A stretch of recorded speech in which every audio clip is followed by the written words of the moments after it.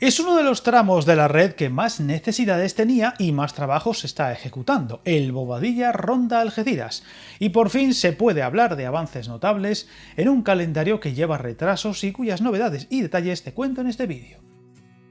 El administrador de infraestructuras ferroviarias, Adif, ha informado de que ya está ejecutando las esperadas obras de mejora en el tramo comprendido entre Ronda y Bobadilla para la renovación integral de los 69 kilómetros que componen dicho tramo. Unos trabajos donde, entre otras muchas actuaciones, está prevista la implantación de un tercer carril para evitar que los trenes con ancho internacional tengan que realizar una parada en la estación de Santa Ana para adaptarse al ancho ibérico. Unas obras que se están acometiendo desde hace escasas fechas y tras mucha espera y que ya pueden verse en las proximidades de la ciudad del famoso Tajo, lo que supondrá la mejora y renovación de plataforma y superestructura, así como de la electrificación. Unos avances donde ya se pueden apreciar importantes acopios de nuevas traviesas en diferentes tramos y la extensión en el terreno de los nuevos raíles que serán instalados.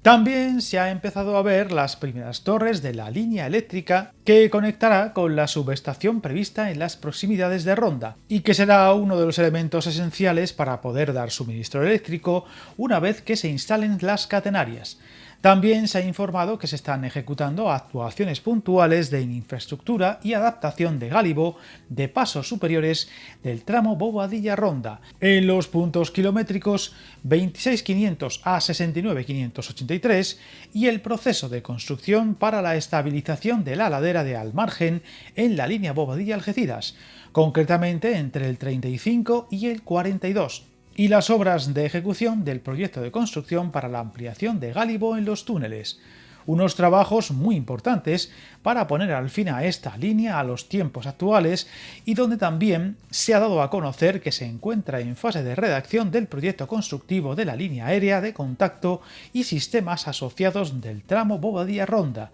y contratada la redacción de los proyectos básico y constructivos de la subestación eléctrica de tracción y centros de autotransformación asociados y del telemando de energía del tramo Bobadilla-Ronda. Además, se encuentran en fase de licitación de obras tanto de las subestaciones, centros de autotransformación y telemando de energía, como de la línea aérea de contacto del tramo Ronda-Algeciras.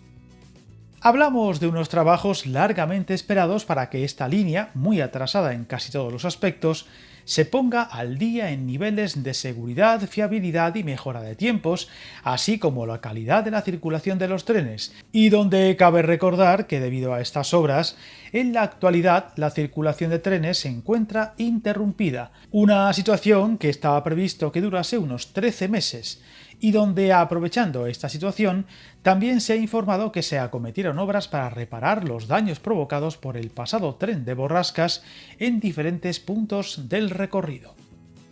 Hablamos de una serie de daños de mayor o menor consideración que se produjeron en las primeras semanas del año y que ocasionaron el corte de la línea y no pocas obras de reparación, alguna muy llamativa, como por el desprendimiento de taludes, y que fue de la mano con lo ocurrido en la Madrid-Málaga. Unas obras que en este caso irán casi a la par de las necesarias y ya previstas de adecuación de la línea, como hemos relatado. Unos problemas que han causado malestar en varios municipios afectados del recorrido, en especial en Ronda, donde instituciones de todo tipo, incluyendo las políticas locales, han reclamado mayor celeridad de los trabajos pendientes para que se pueda restablecer cuanto antes el servicio ferroviario, ya que, según alertan, esta interrupción puede provocar serios daños, por ejemplo, al sector turístico, en una zona que vive en una parte importante de esta economía, cifrándose en cerca del 22% los desplazados a esta zona del país en tren.